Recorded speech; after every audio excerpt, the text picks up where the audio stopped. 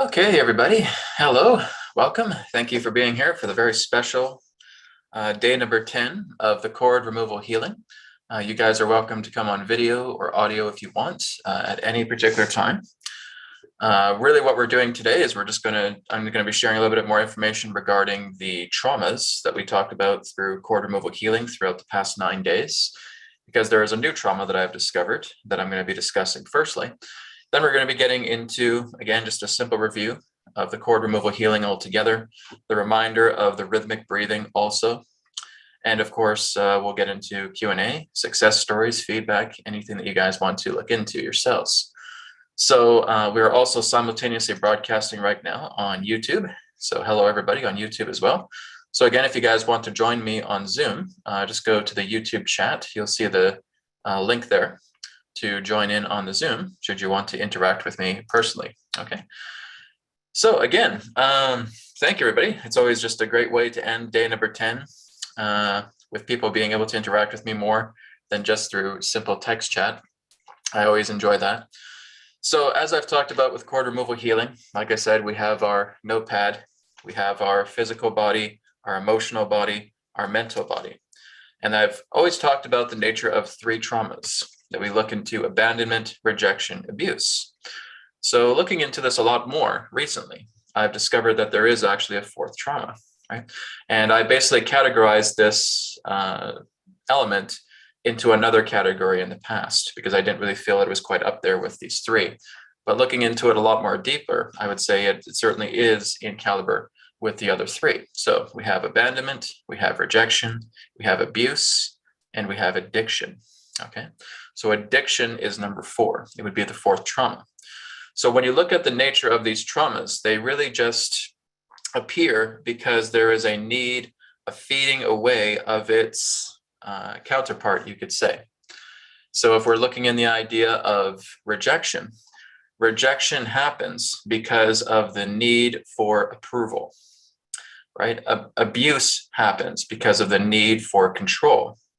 Abandonment happens because of the need for dependency. And addiction happens because of the need for lust. Okay, so these are the 4 traumas. So this is something just to keep in mind, particularly when you're working with your emotional body and mental body as well too. I basically consider the 4 traumas to be under the mental body episodes. Okay, so basically when you're looking at things and saying, okay, yeah, I feel like I have a broken heart, right? My chest feels very, very stiff, very swollen as well too. So there's some signs in the physical body. Emotionally, I just feel exhausted. I feel defeated in that way. I feel like I feel apathetic. Okay, so there's some emotional elements there as well too. In the mental, I feel again rejected, or I feel abused, abandoned, and I feel like I've had some addictions pertaining to that. So you have all 4 traumas. So these are just some things to keep in mind as you're working with the cord removal healing. As I also talk about that there is nothing that you cannot heal, right? It goes back to that saying I was talking about previously, is that there's no such thing as an incurable disease. There are only incurable people, right? So we have to keep that in mind. Every disease can be healed. Every illness can be healed. Every discrepancy can be healed within ourselves. But what we require ourselves is the openness, the surrender within ourselves to know that we can do this. The faith, the strength, the love that we have, the trust that we have, that is what's going to make the difference altogether. So when you're working with cord removal healing, like I said, we've only done 10 days of this. This is really just the foundation of it. Again, I will be coming back in the future to giving some more information about cord removal healing because there's still so much more to learn from it on an advanced level. Okay.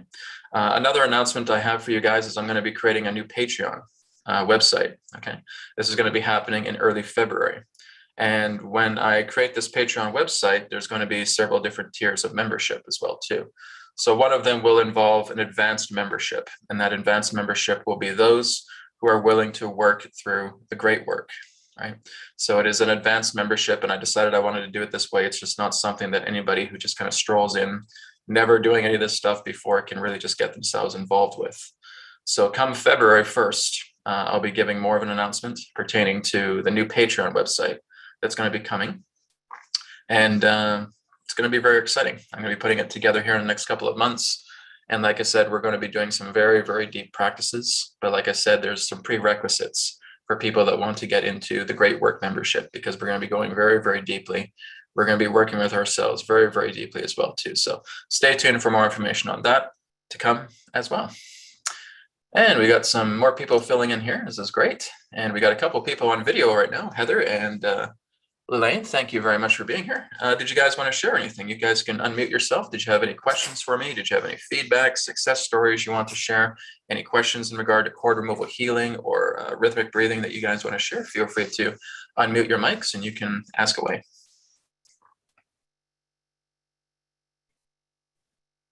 Actually, good morning, Brad. Thank you for Hi, Heather. us. Yes, thank you.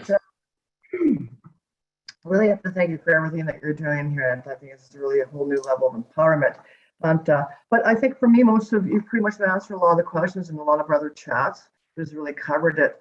I know the other day when you were talking about more advanced breathing techniques and so forth, and it's amazing because over the last probably 10 days or so, I'm really calling back things that I had as a child, like from 4 to about 7. Then in society puts that veil over you.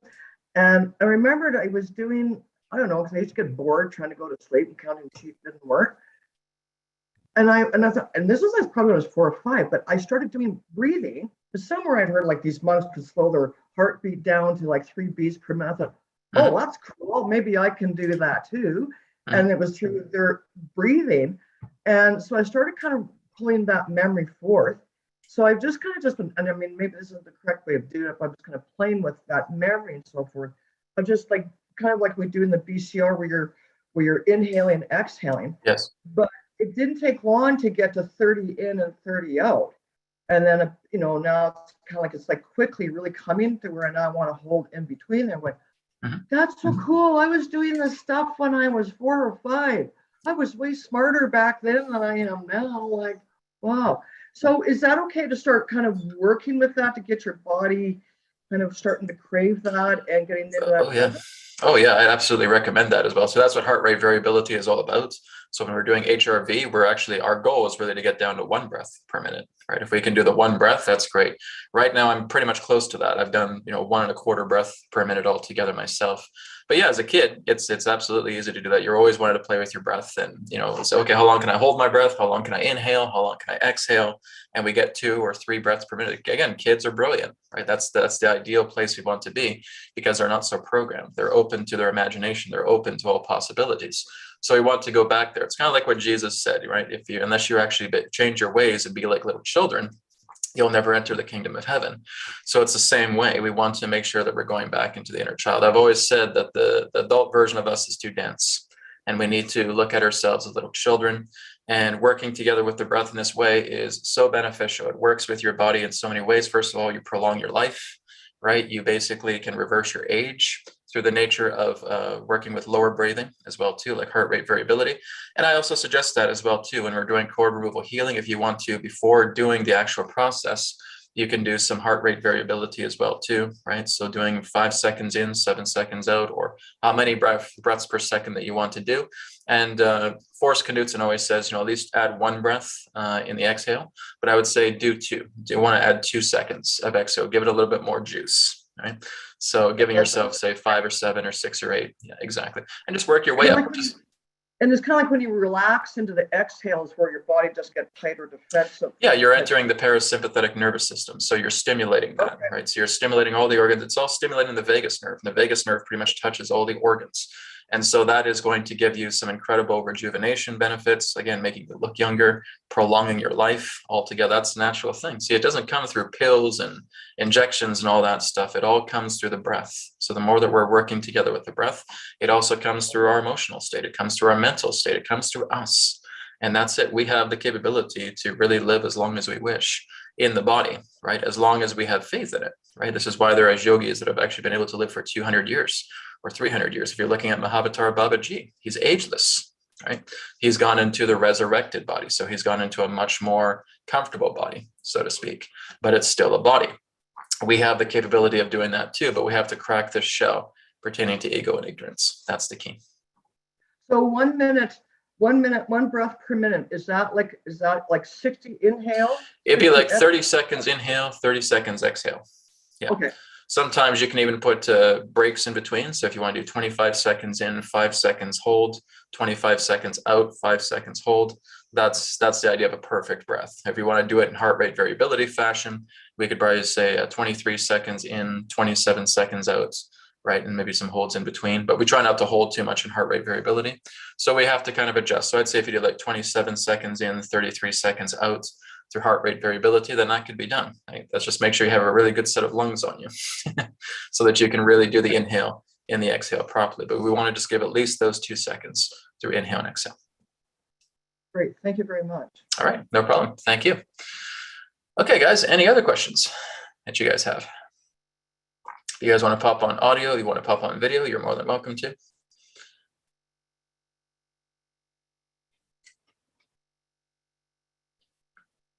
No, too many shy people here. Okay, well, anyways, I'm going to go ahead and just continue to work with the rhythmic breathing for you guys as well, too. Okay, so we want to discuss that topic. Again, guys, I'd love to hear some success stories for you. Have you guys been doing the cord removal healing for the past 9 days? Here we are on day number 10. How has it been working for you, right? I love to hear your guys' feedback. I don't want you guys to button up, okay?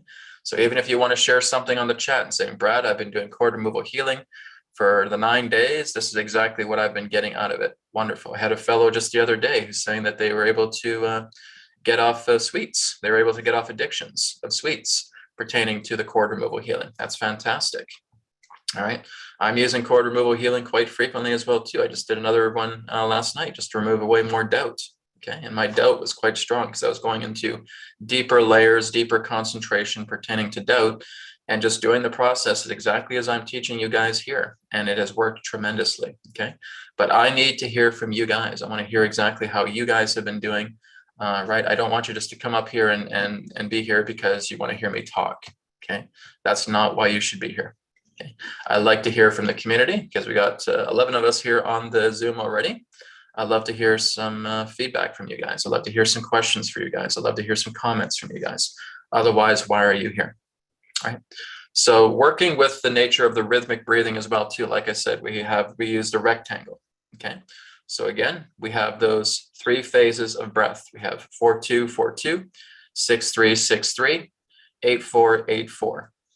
So whatever one that you fit in, good, keep working with that. But our goal is really to get to the 8-4, 8-4 breath. So like I said, what we're doing is we are completely energizing the magnetic body. We are making it much more potent. Right? So as you start to develop yourself as well too, this will work with your inner senses as well too. You can actually close your eyes and get a sensing about how strong your magnetic field is. You can actually look at another person and you can actually start to see their aura, right? As you start to work with the pranic healing, as you start to work with the rhythmic breathing, you're actually starting to open a lot of the pranic channels within yourself. And now you are being able to receive a great deal of these abilities, what we refer to as siddhis, okay? That is possible, absolutely.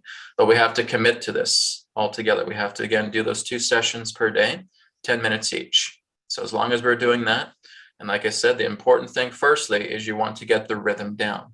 So if we're doing 8-4, 8-4, I want to get used to breathing in for 8 seconds, holding for 4 seconds, breathing out for 8 seconds, holding for 4 seconds. And if I start to get that rhythm down, I feel very comfortable with it, then I can move on to the next stage, which is the partial mantras, where I'm doing the mantra through the inhale and the exhale. I get good with that, right? Perfect life fills me, or divine life fills me. And I start getting good with that. Okay, I'm getting the rhythm down. This feels good. Okay, now add the mantras to your holding breath after you inhale and your holding breath after you exhale. And continue to do this. Continue to work together with that momentum. Continue to flow in that way. Okay. Nayeli says, there's not much I can say right now. I was just called to watch this. I'm very new. Nayeli, then you should be watching day 1. Okay, so after today, I'd like you to watch day number 1. Just go to my YouTube channel, go to my playlists, and go to cord removal healing 10-day challenge. Okay, I am currently making the website, the bcrtechnique.com website. This will also include the cord removal healing as well too. So you'll have the BCR Technique 30-day challenge that you can watch on that website, and you'll also have the 10-day challenge of the cord removal healing that you'll be able to watch on that website as well. Plus, there'll be some extra stuff that will be coming up on that website. I'm hoping to get that ready by the early part of the new year. So probably between like the first week in January, for example.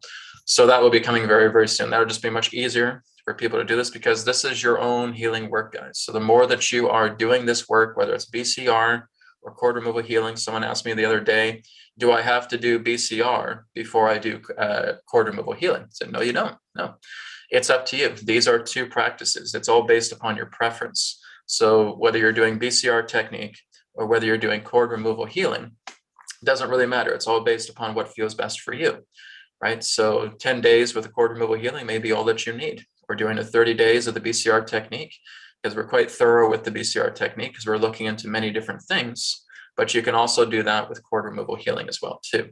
So like I said, the most important thing is that you have to start with yourself. Many people say, I want to help my mom. I want to help my dad. I want to help my brother, my sister.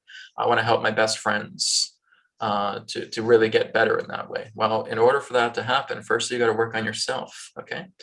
The whole idea here is that the people in the world are God's responsibility, not yours, okay? The world itself is God's responsibility, not yours. Okay, so you are your own responsibility. You want responsibility, you look in the mirror. Okay, who you are in the mirror, that's who you're responsible for. Okay, and as you start to work with yourself, you start to clear away all this clutter. You start to clear away all this debris. You're doing BCR technique, you're doing breath work, you're doing calmness, you're doing reinforcement, you're working with your variants, you're working with your life circles, you're working with your environment. Fantastic. Now, maybe you decide, okay, I'll go into cord removal healing now. And so now I'll start working with the rhythmic breathing and I'll start going into the cord removal healing process. I'll start cutting out these cords. Maybe I'll work with them together. One day I'll do BCR technique. The next day I'll do cord removal healing. I'll do BCR in the morning and I'll do cord removal healing in the afternoon or the evening. Fantastic. Go for it, right? You have to discover your own patterns, okay? So like I said, the reason why I'm giving this to you guys is because everybody should know how to do this. Everybody should know how to go into themselves and clean themselves out and work together with these very simple practices. And you set the pace, you set the rhythm, you set the pattern, but you have to get to know your patterns.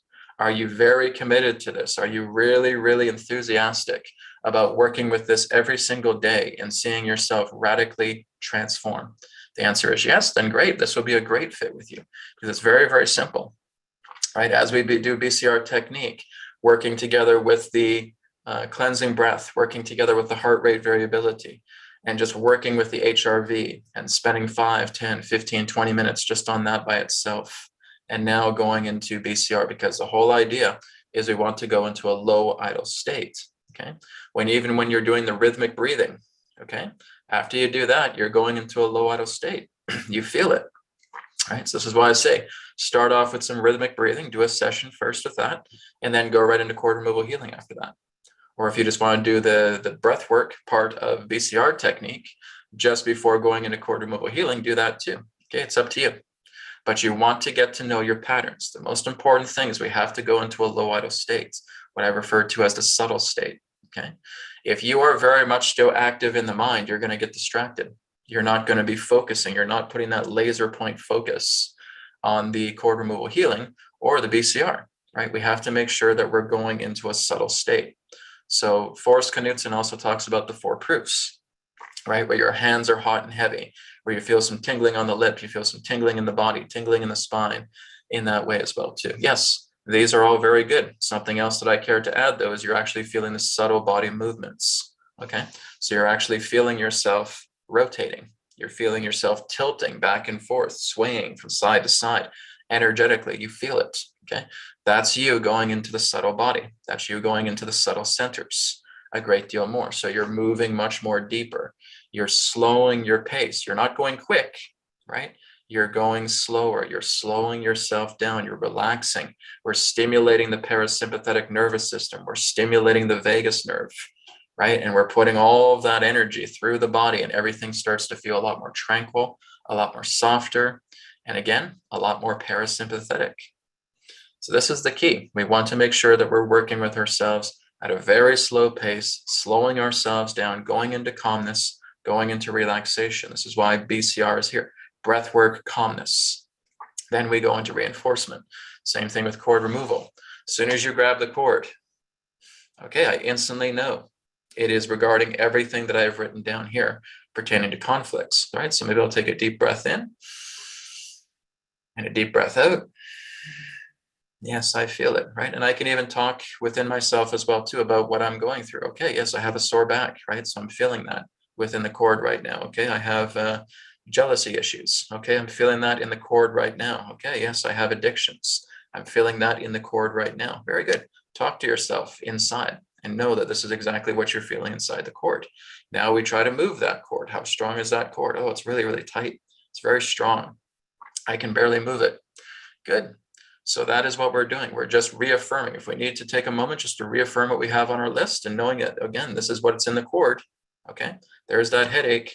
There's that jealousy. There's that addiction thing. Okay, and that is what's contained inside the cord. Now we're trying to move it around. So the more that you're working together with your magnetic body, the more that you're going to really feel this vividly. Okay, this is the important key here. So we're working together with that cord. Like I said, you guys should know the process now. We've been doing that for the past 9 days. Okay, here we are on day 10 now, doing it for 10 days. So the whole key here is, again, is you're feeling out that cord. Is it strong? Is it semi-strong? Is it weak? Well, Brad, what happens if it's weak? I can just cut it just like this.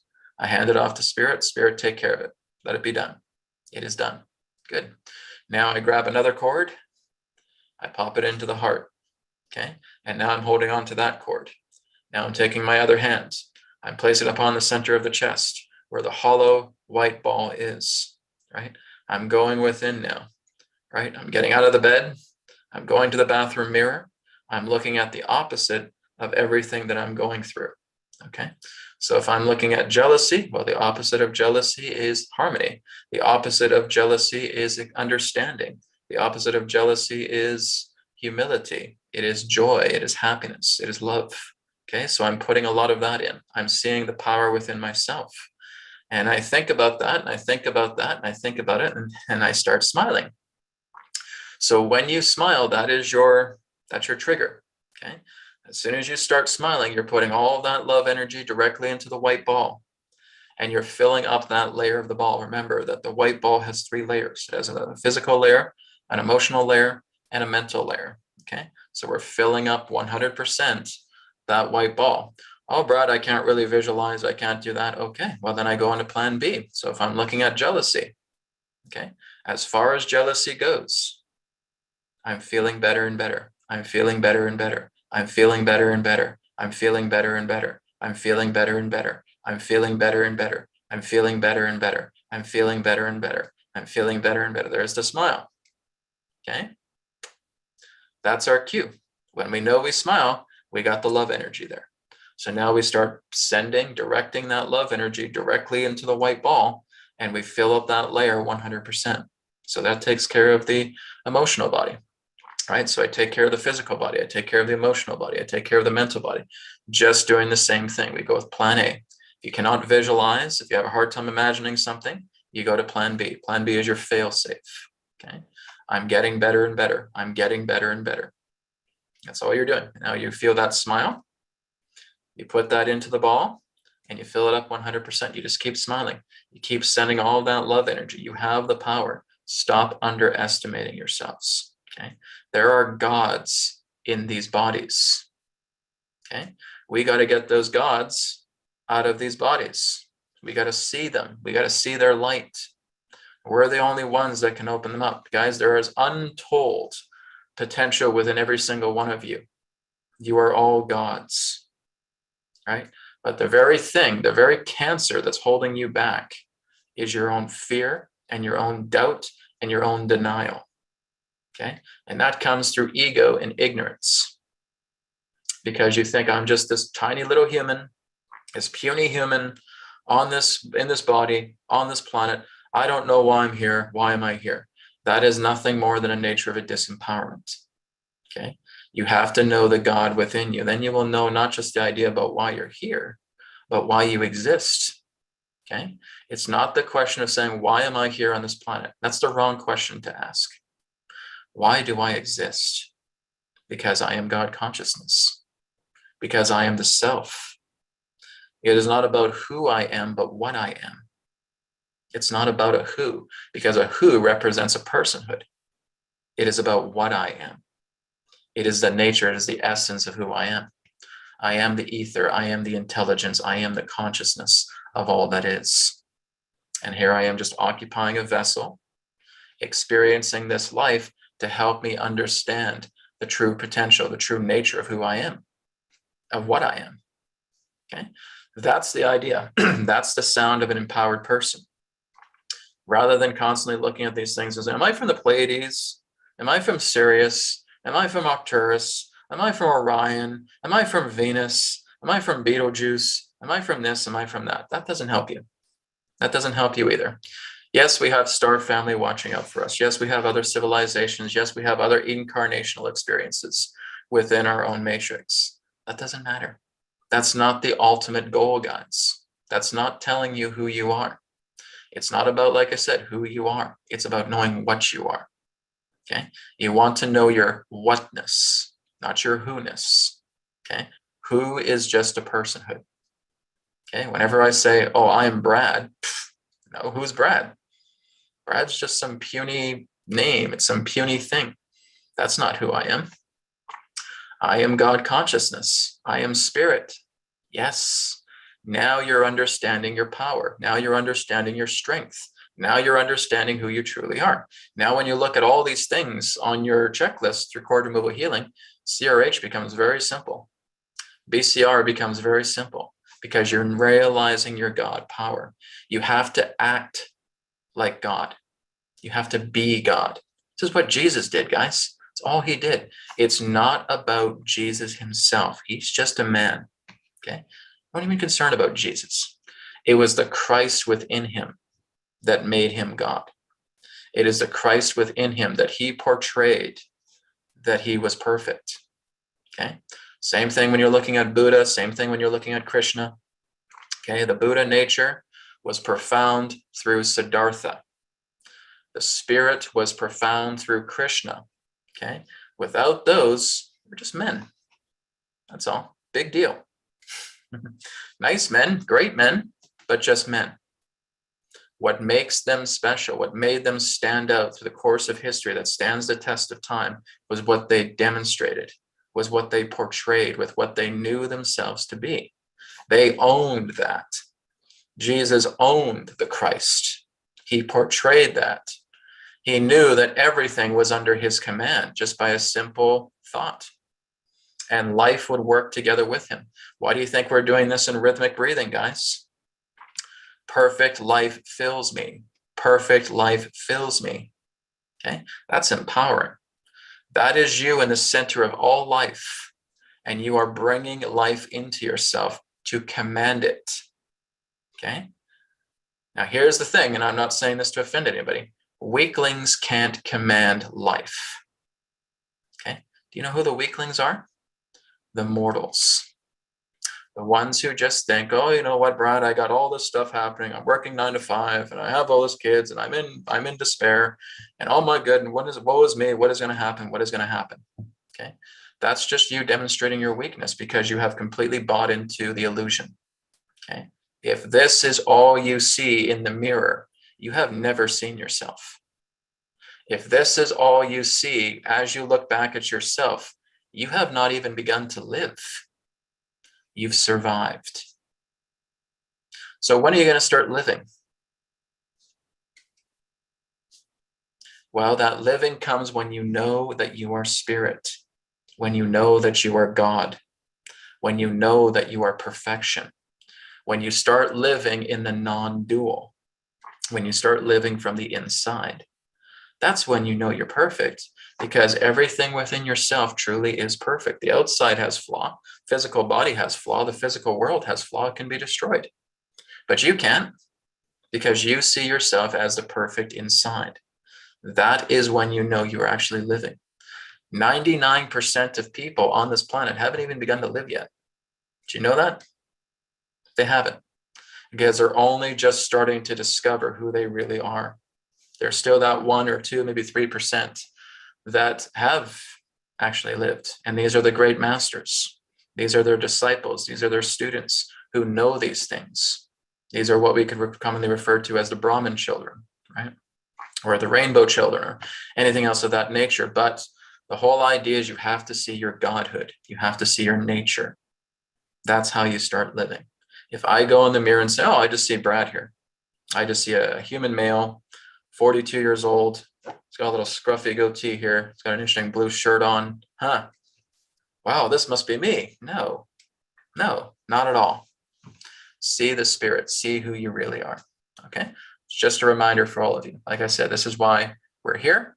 We're realizing who we truly are as we live. It's the most important thing. Okay? So let me just go through the chat here, just because I know we've got a few few new visitors Brad? here. Yes, go ahead. I don't know how to raise my hand, so I'm sorry to butt in. Oh, go ahead. It's call in user 1, okay. right? Okay, great. I'm Marla. Marla, okay, that's a better sorry. name than call in user 1. Because you answered my question yesterday, but this is quite a story. On December 6th, I went down and I got sick, and I was on my back till the Sunday after that, which was, I went down on a Monday. On Sunday, I took some apple cider vinegar, which helped me change. That was a turning point. Whatever it was, it left my body, but I didn't get my energy back. Then at the end of that next week, I discovered you, thankfully. It's like this is providence. And just to back up a little bit, the month before I went down, I just call it going down, because all I did was get extremely fatigued. What had happened was I felt like, something, and like I'd wake up and go, something's there, that'll go away. And things don't get me. I just don't tend to get sick. Ever. Mm-hmm. So your 10-day thing came up, and I'm like, yes. So I started doing a 10-day thing with you. And it was great. I did the pulling of the cord on this. This had been going on before, where it was an out exchange situation where I kept giving, but it didn't feel right, and I couldn't figure out what it was. Mm-hmm. But it just didn't feel right, because I kept giving and giving and giving, and just for a couple of people. But so then when I did your cord pulling and I addressed that, oh my God, breakthrough! That was incredible. Excellent. And then right after that, of course, providence, whatever it is, just your other video popped up about. Remember, your other video popped out about I am not to be trifled with, right? Mm-hmm. Love that video. That was powerful for me. So I took that and used that as well. Well, so I'm cruising through, and I'm noticing I'm getting more energy when I'm doing your processes with you. But on day 7 and day 8, or was it day 8 and day 9, we didn't really fully go through a process, so I didn't do it on my own. And I'll tell you, I had less energy that day. And what else was I going to tell you? Oh, just this morning, I was very tired. I woke up at 4, and then I got tired at 8. And I'm like trying to rest up, because I wanted to rest up to get to this Zoom call. And I'm laying there and I'm trying to sleep, not coming. So I'm going, I'm going to pop on Brad's. Oh, I found 2 more of yours. I got to tell you what these are. And I got to tell you what these other videos are. It was so perfect. So I found your BCR and TC technique all in one that you did a year ago. Yeah. Fantastic video. Straight up, goes right through it. Oh my God, so good. And the other one is demonstration of the BCR technique. You did that one 2 years ago. That one's 24 minutes and 40 seconds. Mm-hmm. So I popped onto both of those, and I did those. Well, I did them last night, but I also did them this morning. And when I was doing it this morning, after I was trying to my own visualization, where actually was a tree, and I had the brown, because that's part of it. I had the brown, I was in the dirt, and I had the right leaves up in the sun, and it was feeling good, but it wasn't getting me there. So I popped onto one of those videos, and it was exactly that one, bring the brown up through your legs and through your chakras. Mm-hmm. And when I did that, I totally got relaxed. I think I may have fallen asleep, but look at me, my energy is back. You know what? Well, yeah.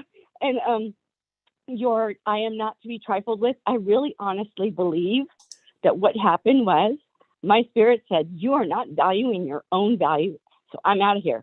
And that's what happened. And it's just boom. But I'm still not back to full steam, but I'm going to start your BCR 30 day tomorrow. Well, I should start it today.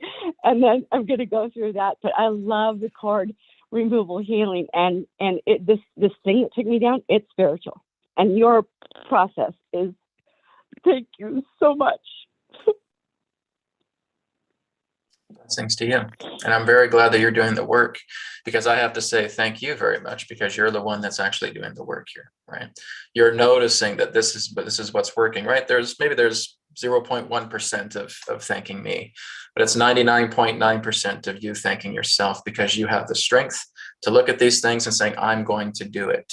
I'm going to do these things. I see these things, they resonate with me, and I'm going to put it into practice. That's where the power is. So 99.9% of that thanks needs to go to you, because you're the one making this happen. So what I'm also going to say as well too is that just really see the great faith, the great strength, the great trust that you have within yourself. That's the most important thing, right? BCR technique and CRH technique are great, but they're techniques, right? They're not the ones responsible for healing yourself. You're the one responsible for healing yourself, and you're using a template. So you're using a template with the cord removal healing. You're using a template with the BCR technique. You're using a template with spirit is not to be trifled with, right? So really, when I look at that, when I say, as great as we are, we're not to be trifled with, what I'm really saying is that you're really just expanding your light. You're making your light so great that the idea of even being trifled with is not even possible, right? Because you're standing in greatness. You're standing in your power. You're standing in your strength, right? And of course, it's no surprise that the great majority of subscribers that are on my channel are women, right? Very few men are here. And the funny thing is that men really need it as well too. I still get some guys coming here every now and then, but most of it are women, because women know this, right? They work together with their deep inner selves, okay?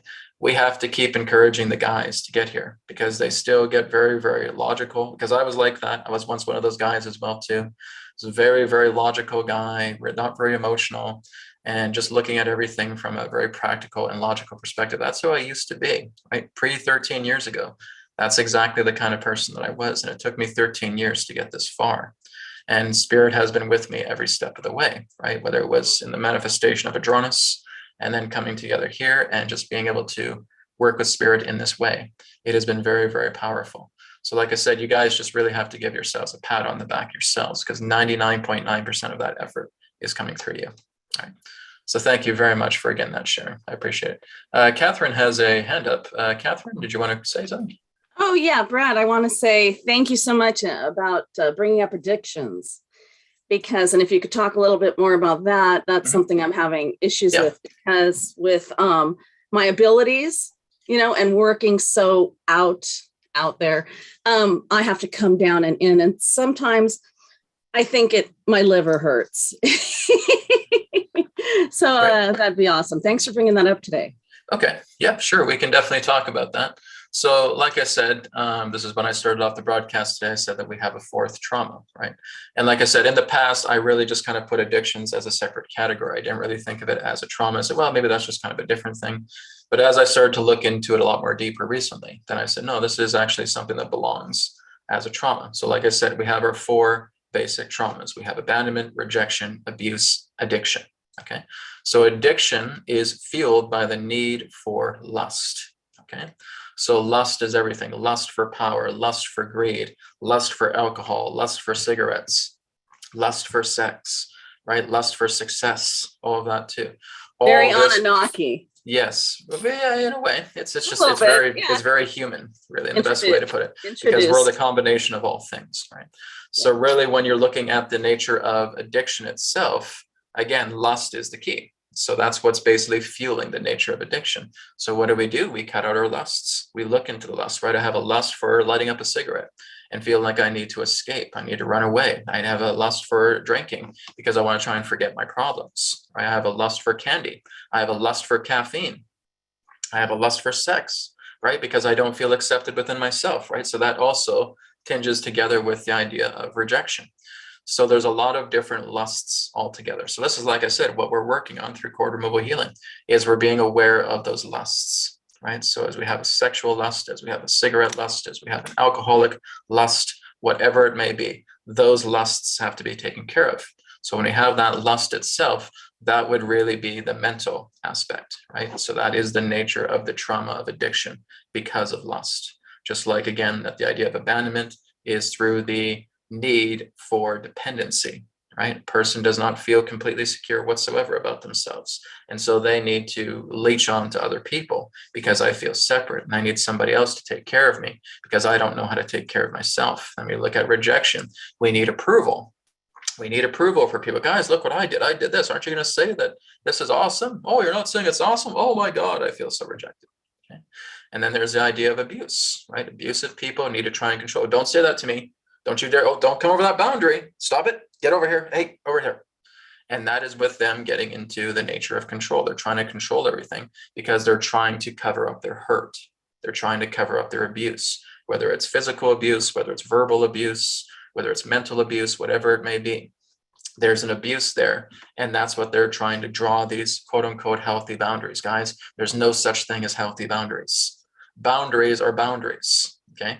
Doesn't matter if you polish a turd, it's still a turd. Okay. If you're polishing a boundary, it's a boundary. Okay. So we got to make sure that we're aware of these boundaries. We're trying to take them down. We're taking them down because we are completely secure about ourselves. So what's the antidote to all four of these particular forms of traumas? So if we're looking at the nature of rejection, what are we doing? We're looking into pure acceptance and pure security of the self. I feel very secure because I'm in my own light. I'm standing in my own light. This is why I say you're not to be trifled with, because you're moving into that light of security. Person is in that sense, all moody and stuff like that. All you're doing is just smiling and giving them space. You don't have to say a word to them. Your presence does all the work. So you're just saying, God, take care of it. Spirit, take care of it, right? I'm in the presence with my mom and she's all frantic and she's worrying about things. She's pacing a hole in the carpet, walking around in a circle. Oh my God, what am I going to do? What about these bills? And what about your father? And what about this? And blah, blah, blah, blah, blah. And you're just standing there, just holding space. And you're saying, God, just take care of her. God, take care of her. Spirit, let it be done. And then over time, after she starts pacing, she starts to sit down. She starts to keep quiet. She starts to stay calm. She doesn't say anything, but she just stays calm, right? And this is just moments afterwards. And we feel that it's our presence going to work, right? When you start staying in your power, you're going to realize you don't really need to say that much, okay? Let the divine speak through you. And if the divine is not speaking to you, keep quiet, okay? That's the important thing. This is what we're doing. Like I said, as we're building the magnetic body, as we're doing our cord removal healing, as we're doing our BCR technique, as we're doing any other form of practice that works together with completely harmonizing our inner self. That's it. You want to let the entire situation just settle by invoking God. Remember, as I said in the beginning, the people of the earth are not your responsibility. They're God's. The planet is not your responsibility. It's God's. Okay. So this is what you're doing, is you're being the vessel of God and you're holding space and say, God, take care of this. My mother is frantic. God, take care of it. Right? My father is jealous or angry. God, take care of it. I don't have to do anything as a personality. Right? So Brad does not need to come in the room and start saying, oh, it's okay, calm down, blah, blah, blah. No, I'm probably going to get punched in the face. Okay. So I just step aside and I let God take care of it. God, take care of it. I'm just being the vessel. I'm being the anchor of this space. If my mom was just pacing around saying, oh dear, I don't know what to do. This is making me upset, blah, blah, blah, blah. And I'm just be here. I'm just saying, I understand, right? And I'm just holding space and saying, God, take care of this. God, take care of this. And it happens, right? Then she just suddenly calms down. She sits down. She takes a deep breath, right? And I just say, how are you feeling? How are you feeling? I'm okay. I'm okay. Good. That's it. So I'm not saying anything that represents an invasiveness in regards to her space, right? If I say that, then again, this is going to lead into a further triggering, right? Oh, just calm down. You're worrying too much. Oh, that's suicide, guys. Don't do that. Please don't do that. Okay. It's all about the idea of just you holding space. Maybe just ask questions. Say, how are you feeling? Are you okay? I need to get this out. Okay. Okay. That's fine. I'm here for you. I'm here for you. It's one of the best things you can say. It's okay. I'm here for you. I'm here for you. Good, good. Because now she can express herself or he can express himself and just let these things out as he needs to. And I'm just saying, God, hold space. God, take care of this. And that makes the difference. Okay. That comes from a person who feels that inner security with themselves. Okay. If we're looking at abuse, we're looking at the nature of control. We have to learn to relinquish that. We have to move into serenity. We have to move into tranquility. We have to move into humility, right? We have to move into peace. That's the antidote for the nature of abuse. When we look into an abandonment, again, this all comes back to your security once again. You're coming back into your security. You're realizing that you're together, your interconnectedness with all things, your interconnectedness with every single living thing, your interconnectedness to God, to knowing that you are God, right? It's that togetherness, it's that oneness, it's that, again, humility and that security that brings you back. That nature of clearing away addiction is, again, to realize that you have these lusts. It's really, truly to realize it, and that you don't need them, right? You're ready to let them all go because you see them as a security blanket. You see them as something that is just a cover, that is just a void, that you are trying to fill the gap with a blanket, a security blanket. And that's not going to work, right? So you're now working, like I said, BCR, CRH, with those addictions, with those lusts, and you're cutting them out, right? So if I have a lust for sex, I'm saying, well, I'm not looking at it in a lustful way. I'm looking at love, right? I'm looking at love making rather than the idea of sex. Perfect. You got it, right? There's the sacred union, right? If I have a lust for cigarette smoking, which I don't, of course, but I've never smoked. Well, that's not true. I have once or twice just to try it out. And I almost wanted to puke afterwards, but that's when I was younger. That's when I was younger. I was 19, 20 years old. So a friend of mine, hey, Brad, give this a try. All right, fine. What's the big deal about it? Oh God, get this out of my face. So I never fell for it. But nonetheless, we see that as a security blanket. So I just do this because I try to escape my problems. So what I do is I face my issues. I face what I'm running from. I face that I was yelled at when I was younger. I face that I was going through a harsh physical fight with my brother-in-law or something of that nature. Whatever the cover was, right? We may not have those exact memories as well, too, because we bury them, right? Whenever we go through a very severe trauma, our mind tries to bury it so that we can function appropriately through life. So again, like I said, this is where the shovel comes in and the grave, and we're trying to bury that trauma. But when we start to reflect upon it, when we start to meditate with it, we will have at least a familiarity about what's happening. And as long as we have that familiarity, that's what we work with. Some people may go into hypnosis and say, I'd like to go into hypnosis and start looking into these traumas a lot more. Go for it. That's your choice. But as you start meditating a lot more, and as long as you have familiarity about what's coming up, then that's something that you can work with altogether. Okay. So the whole idea, like I said, what we do in cord removal healing is we look at its opposite, right? This is why we go into the mirror and we start looking at the opposite and say, okay, here I am very, very angry. So here I'm going to see myself very, very happy. Here I am with an addiction to cigarettes, right? Because I'm trying to escape from it. I'm having a lot of fear about something. Okay. What's the opposite of fear? Well, it's that happiness. It's that love. It's that joy. So I'm getting into that at the same time. Okay. So then you trace that frequency. Then you trace that frequency. You trace it back. That inner child or where it happened at the very first time. Yep. Exactly. And if you can't do it through plan A, you do it through plan B. I'm getting better and better. I'm getting better and better. That always works. Okay. You keep saying that until you smile. And then you direct that energy into the white ball pertaining to that layer. All right. If I find it, I get it. But can you give me a quick definition of humility? Humility. The nature of humility in that sense is that you're at peace.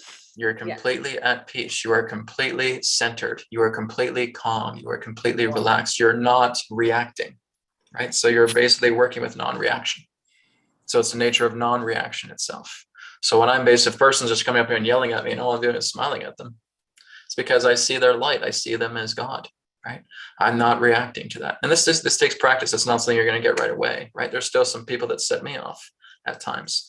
But then what you do is you just take those little bits of time to digest it, right? You digest and you process and you realize, okay, I realize I may have I've flown off the deep end here, and I'm just correcting that, right? So don't be afraid of correction. I'm not saying you guys need to be perfect by the snap of a finger, but the idea that you're actually looking at these things shows your strength. But there's a difference between humility and confidence, because when I do some of the work I do, you've got to be confident in your God self, or you get confidence is all part of it. Confidence is not something that represents a cockiness. Okay? Yeah. So there's a difference between someone who's completely full of themselves and a person who's naturally, let's put it this way. Jesus was completely confident. Yes. Everything he did, right? Because he knew his power. He commanded life. And It's he just knew how to funny. work it.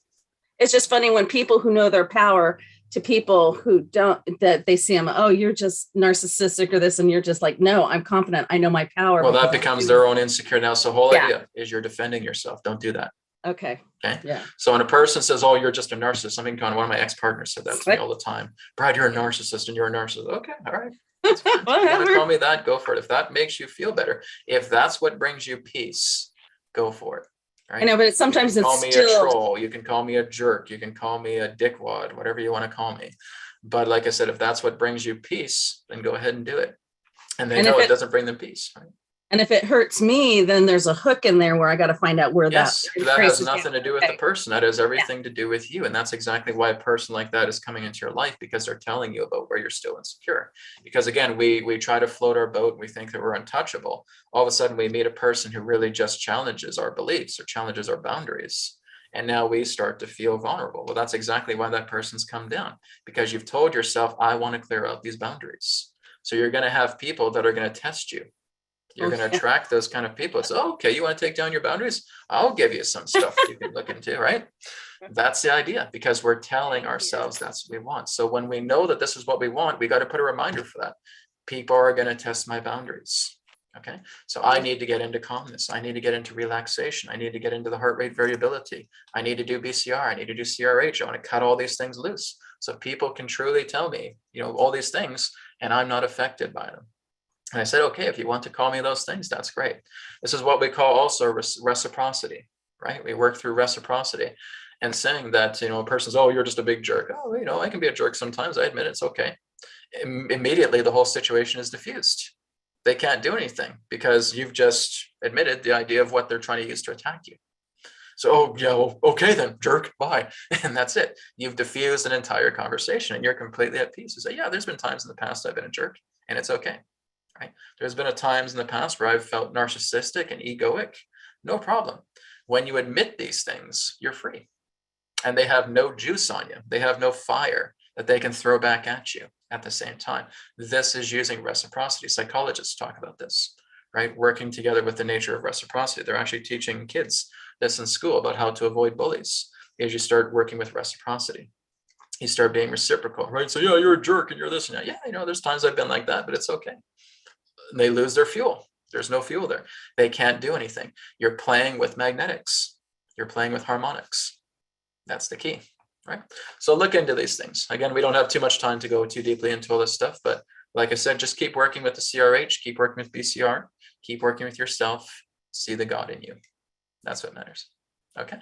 Thank you, Catherine. Okay, Stacey, you have your hand up. Go ahead. Hey, so I've been doing your cord removals. Awesome. Thank you for sharing that with us. So I had back pain ever since I had child labor 30 years ago. And so like whenever I shovel or wash the dog or anything, it's way worse. So after I come in from shoveling, I went in and I did the cord removal on my low back. And when I got real emotional and I handed it to Spirit to take care of, and I felt it ease up. And normally after shoveling all day, it hurts. And I get up off the couch like I'm 80. And I got up and it was eased up. And it's like, cool. And so then I'm walking around thinking in my mind, is it going to come back? And I'm like, oh, no, it's getting better and better, because I don't want to go into the doubt that this isn't going to work. And so then it's like, okay, I can still feel it off and on. It's not like poof, gone, but it's getting better and better. So is it, I mean, it's an old injury. Did these things, time, it's not going to just poof overnight. Right. But what do we tell ourselves you're when correct we're like about going, that. ow? So again, I explained this actually in one of the earlier classes as well too on CRH. When you're basically cutting out that cord, you're cutting off a timeline that feeds those things. So you're feeding the pain. You're feeding the pain pertaining to the injury itself. When you cut that cord out, you're no longer feeding the pain, and the body can naturally now heal itself.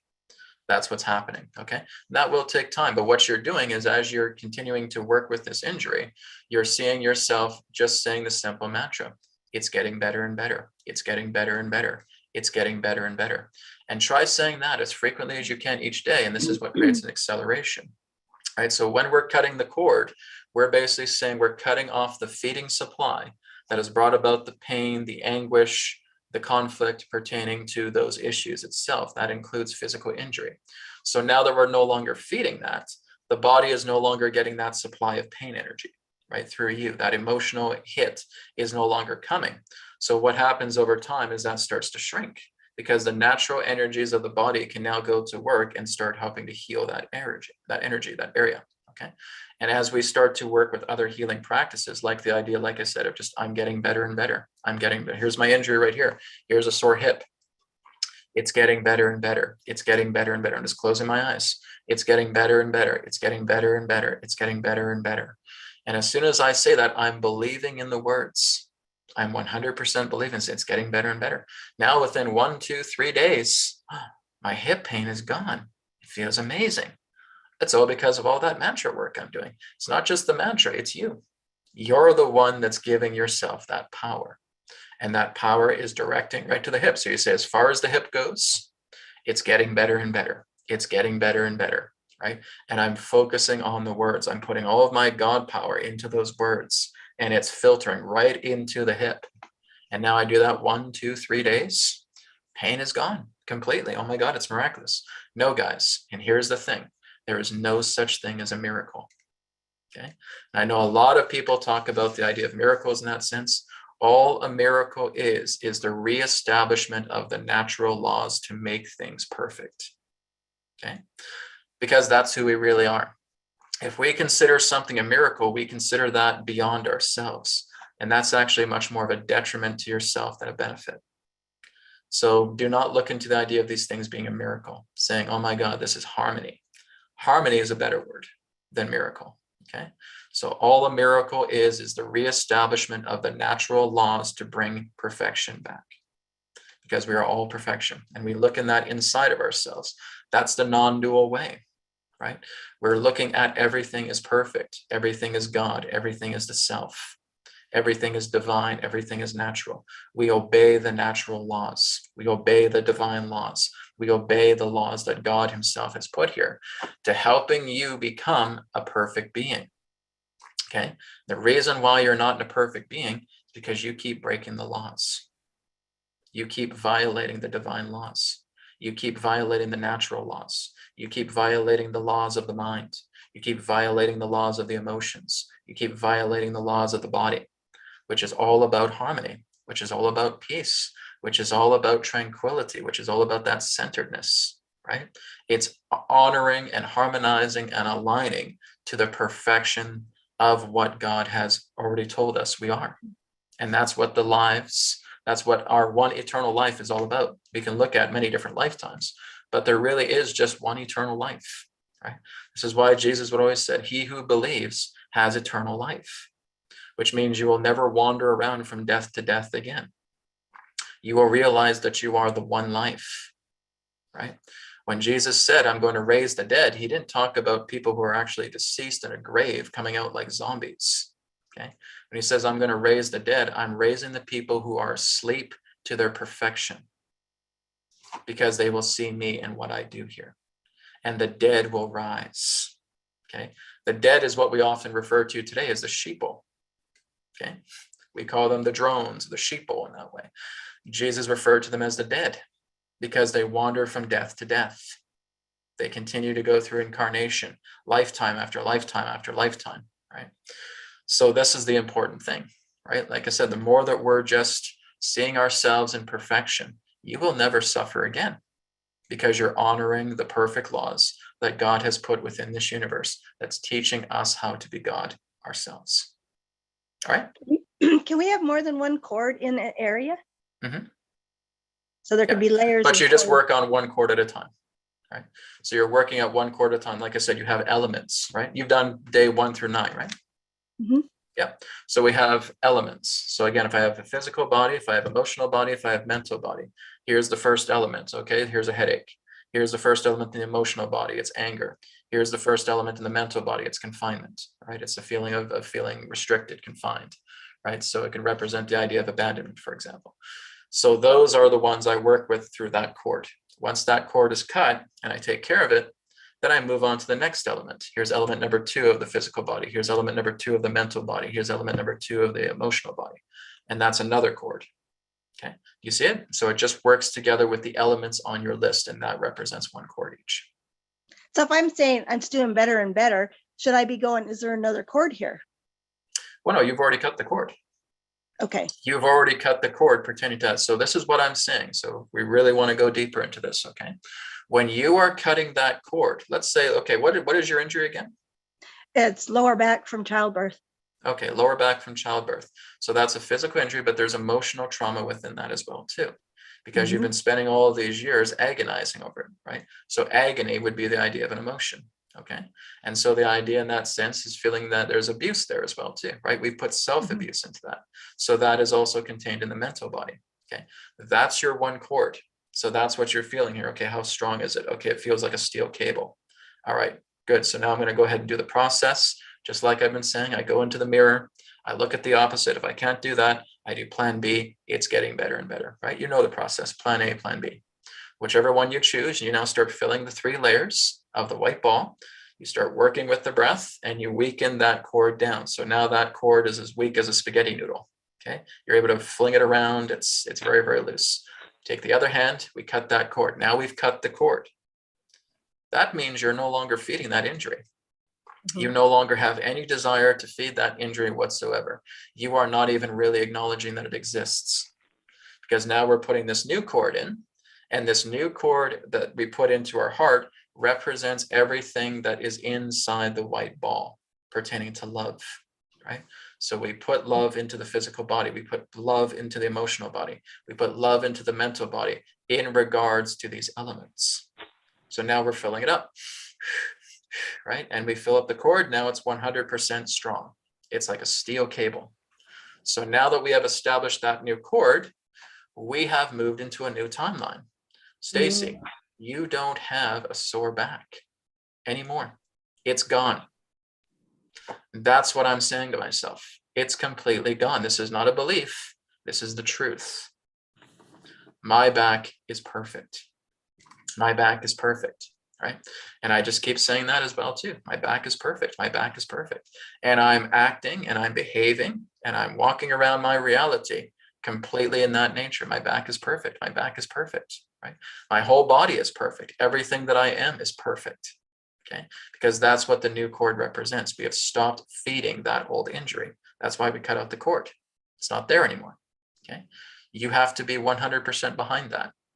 Yes. Then when you're 100% behind that and you're working with that, okay, yeah, maybe I could say it's better and better. I could just say it's perfect. My back is perfect. My back is perfect. My back is perfect.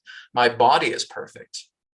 Okay, and I keep saying that every single day. And I believe in the words because I'm putting all of that emphasis, I'm putting all that God power behind the words.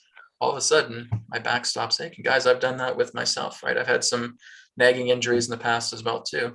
And I'm clearing them out super quickly with something like BCR or CRH, okay? Because that's what you're doing. You're completely convinced 100% now. You're in a new timeline where your body is perfect, right? That's what you do. Keep working with that, okay? Brad, I love that. You know, I'm very visual. And you know, when you're doing this in your head, you know, I drew it out in a tree with a root. So the root cause would be abandonment. I don't know if I have that on blur. And then on the other root, I did acceptance, and I drew my tree, my trunk, and then the branches and the leaves were the trigger. So I could see it all.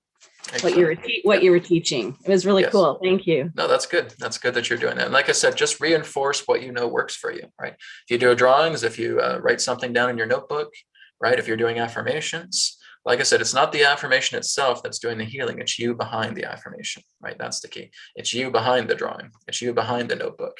That's what makes the difference. Okay. Stacey, do you have another question? I do. Go ahead. My kid is autistic, and I was wondering, he's always saying he doesn't feel connected to source. How can I help him? Take him through these practices like what you're doing. But then he gets all, because he's also, 100 other things, ADD and panic. And he says he can't. He's like, you do it for me. And I'm like, has there ever been a time where he's felt focused? Does he go to sleep at night? Yeah. Ooh, your focus card would be awesome. I love that card. Yeah, there's healing code cards as well too, and that's great. We can work with that as well. But the whole idea here in that sense is, how is he able to get to sleep at night, right? Because that requires focus. You have to basically defocus yourself, and then you're completely in sleep.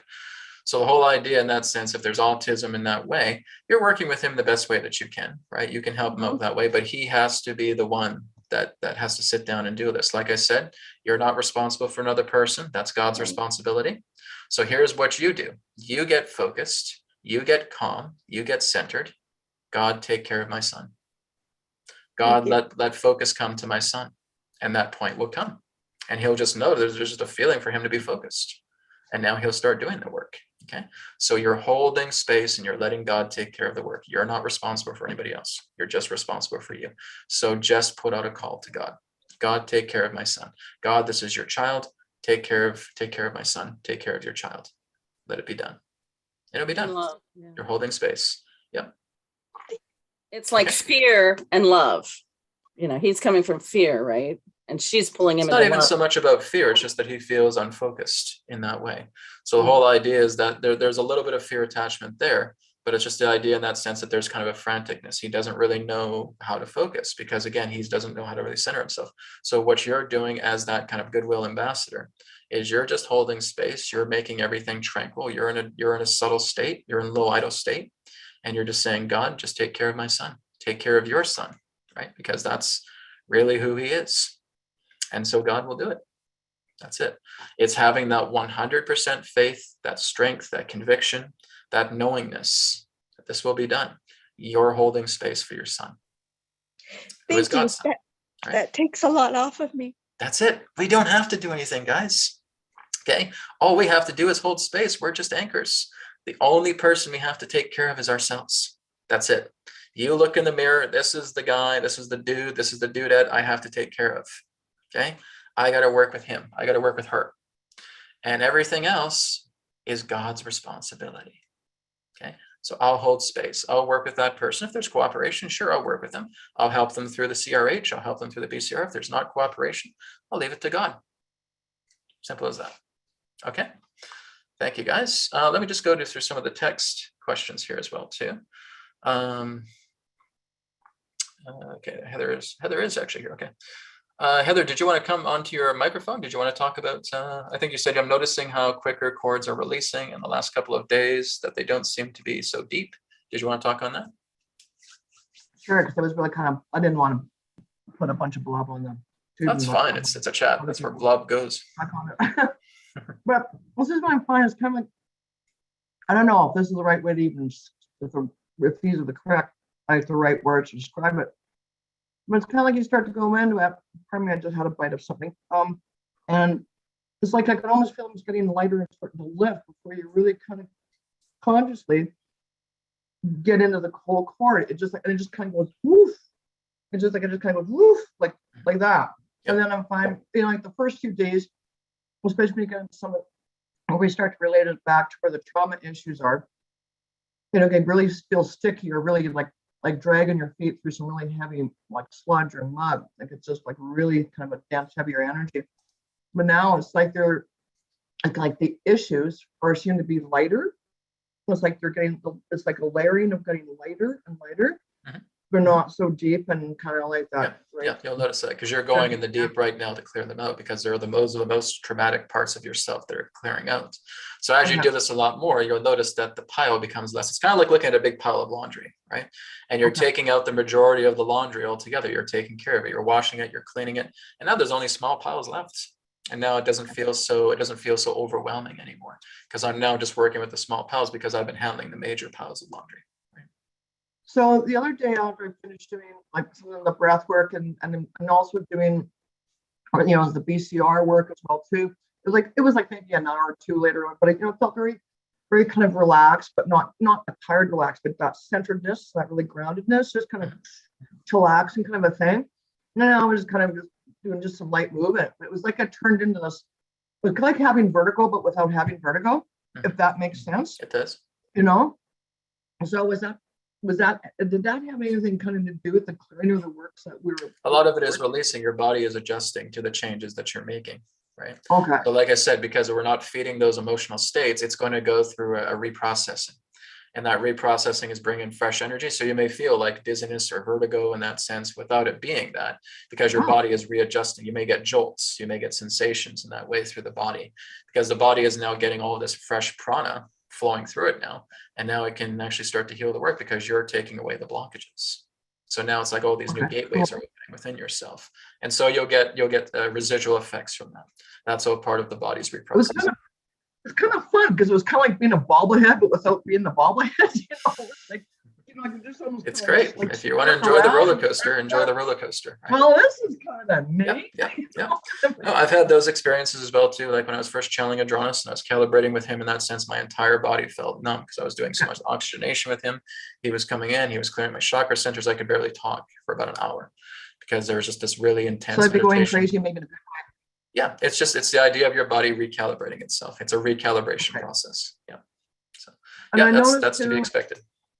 A lot of times, like we've been so ingrained or raised or put to sleep with being in that space of judgment all the time. Pardon me, my internet connection is starting to get unstable. But what I found for myself personally also helps too is, opposed to always saying what's wrong with this. It's like that kind of like almost energetically puts up. Well, that's immediately suggesting wrongness. Yes. Yeah, and going, well, you know what? And so you flip it, you 180 it, and you go, okay, but actually, what is right about this? Or what's right about me that I don't understand, that if I saw it would create a different possibility? Or, what if my wrongness is a strongness? Kind of not flipping that. And I find that just kind of pulls you out of that judgment, and that just kind of that type of cord. Yes. That sticks. It's like judgment really sticks to everything. Yes. We have to be aware of what we're using our words for, right? What's wrong with me? Well, then I'm instantly going into impairment. I'm going back into the mortal dilemma again. We want to get out of the mortal dilemma. We want to get out of the human equation, right? At best, we want to be human spirit, but altogether we want to be spirit because that's who we are. We don't even need to want to be spirit. We are spirit, right? So it's just a knowingness of being spirit.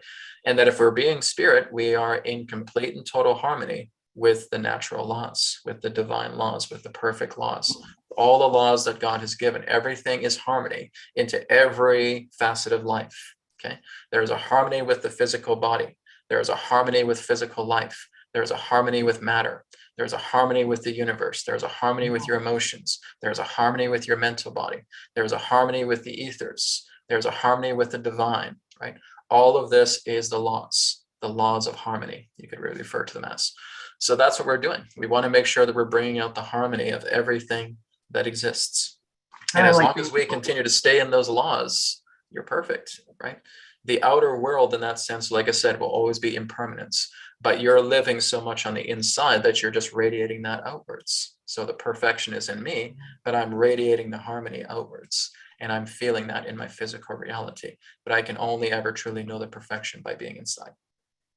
Being like in a total space of absolute allowance, like being out of control. It's not even allowance. It's not even allowance or acceptance. It's just being, right? Okay.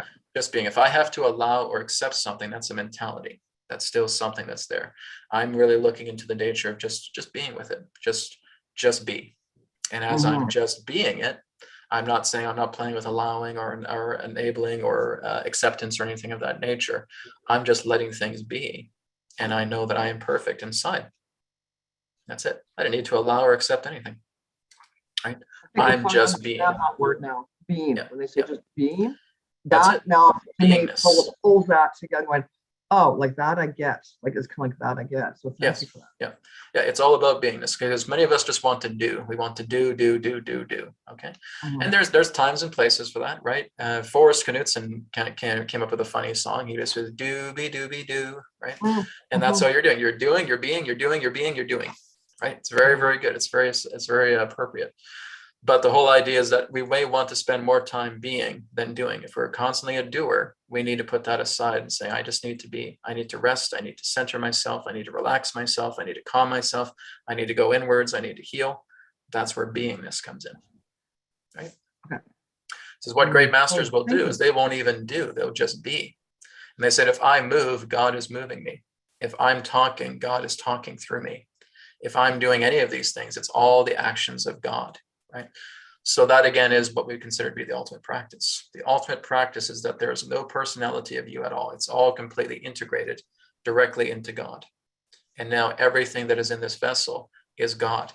And this is why people are going to their feet, right? They're going to their feet to have that vessel now purge all of their sins, so to speak, because that is now an anchor of God. That is now a vessel of God. So we look at Mahavatar Babaji, we look at Lahiri Mashai, we look at Ramana Maharshi, we look at Paramahansa Yogananda, we look at all these guys. They are the vessels that again house God, because they've done all their inner work. Same thing with Jesus, Buddha, Krishna, etc. They have all been these vessels to where God now dwells. And that's the whole idea, right? And so religion confuses this entirely. It's all about the idea of the outside world and outside gods and outside this. It is everything that is completely opposite. They walk the inverted pentagram path. It's when you move into the right side pentagram that you're living from the inside. And that's the key. That's non-dual. All right. Thank you. Okay. Let me just go here. Here's one from, oh, yep. Go ahead. Go ahead, Katz. You just have to unmute yourself. Oh, I think Stacy has her hand up. Oh, Stacy. Okay. Yep. Stacy just have to pop on again if you want. Or that may have just been left over from her last question. So no, go ahead, Katz. You're first. So you go for it. Oh, thank you. I was just in such bliss listening to you talk. I was like, oh, I'm there. It was beautiful. Thank you. All right. So this one is from Victoria. Victoria says, I did CRH on the arthritis in my first joint, little right finger. The inflammation is receding, only a little on outside of joint. There is still a little stiffness, but not the soreness. I'm working on several issues. I have a list to do. So it's very much like what I told Stephanie, Victoria. Okay, the same thing. You have to see yourself in perfection, right? So you're cutting the cord off. You're no longer feeding that. The body can now naturally heal itself. But if you want to accelerate that, you're doing these things where you're putting your God power behind your affirmations. My body is perfect. My body is perfect. Okay. If you want to focus on your finger, finger is perfect. Finger is perfect. Okay. But really the whole key is to see your entire being as perfection, and you're acting as perfection. You're being that perfection. That is what makes the difference. Okay. Thank you very much for your question. Okay. Just going down the list here. Okay, this is from Lillian. Sorry, Brad, I understand English. I don't speak it very good. Okay, that's no problem. If you want to just put your questions in there as best you can, I can come to them. Okay. All right, let me go down here a bit more. Yeah, I think we're good for today. Do you guys have any last questions, last comments? If you want, just go ahead and pop on. Everybody else feeling good? Feeling complete? All right. And thank you everybody for you on YouTube as well too. I know we're having a bit of a chat on YouTube also. So again, guys, I want to thank you for these last 10 days. These 10 days, technically it was 11 days, so I took Christmas Day off. But basically 10 full days that we've worked together and done the code removal healing. Please continue to work with it. So like I said, whether you choose BCR technique, whether you choose cord removal healing, they're available to you. They're freely here. Tell your friends about it. Okay, so again, to access this, all you do is go to my YouTube channel, go to my playlists, and you'll see cord removal healing 10-day challenge there. You'll also find the BCR technique 30-day challenge there as well too. Okay, feel free to promote it, share it with your friends. This is all given freely. All right. Thank you guys for being here. I really appreciate it. Thank you for making day 10 so special. Go ahead. Could you, Spirit feels like one last thing. Could you just say something about love? Just to. Love is spirit. Love is the nature of spirit. It is the nature of that perfection. Love is not conditional, right? Our idea of love is not what it truly is. It's the complete idea that when you are in love, you are in harmony, right? It is the harmony of all creation. It is that complete and total alignment to the harmonic laws, the laws of harmony, the laws of creation, the laws of perfection. God's laws are all based upon that nature of love, which is completely aligning yourself to that true harmony. It's seeing yourself beyond the who and knowing what you are, right? That's the nature of true love. Now, I've heard the Hermetic laws, the universal laws. Where can I look those up? Well, they're all just laws. Their whole idea is that you don't really need to look. They're not like lists. Okay, here's the thing. And Jesus was right about this. The laws are alive. Mm-hmm. Okay? You do not write them down. You just simply know that they are there in your heart, right? As Jesus said, God wants to write the law in your hearts. It is the idea in that sense, whenever you write something down, you're creating an impermanence. And that impermanence is not holding up into the nature of the harmonious laws. This is what I had to learn as well, too, because I've heard other people talk about, the laws of creation, and then the laws as well. Is this something that has to be written down? No, it's written down in your hearts, but the law is alive. It's a living law. And the living law is all based upon harmony. When we violate the laws, that's where ego and ignorance comes in. Ego and ignorance are the violators of the laws. So when we continue to violate those laws, it's because we see ourselves as feeble. We see ourselves as mortal. We see ourselves as weak. We see ourselves as impaired and conflicting.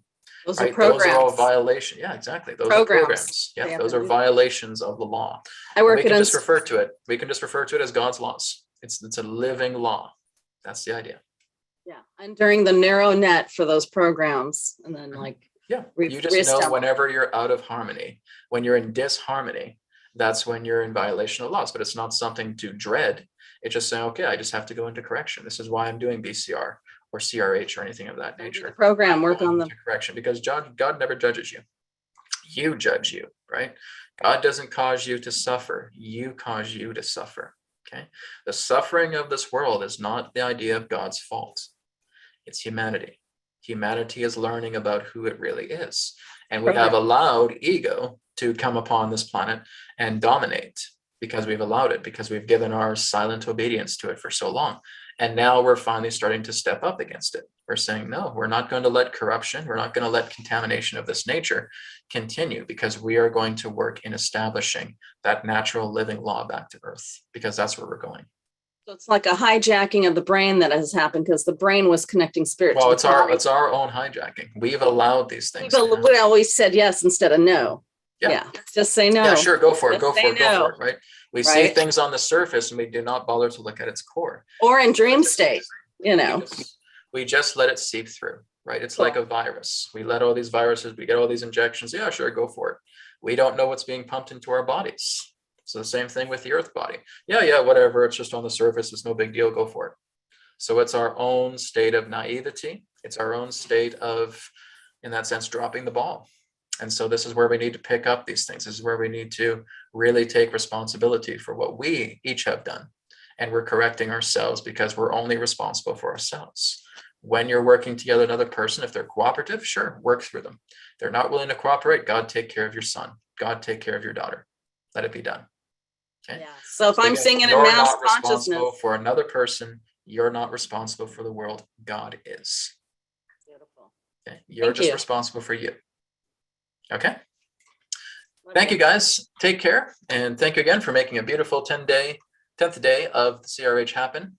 Again, this will be up on recording, so feel free to check this out on YouTube as well, too. Thank you again. Keep working with the cord removal healing. Keep working with the BCR technique. This, again, is what's going to make the ultimate difference. All right. And I'll speak to you again in another perspective.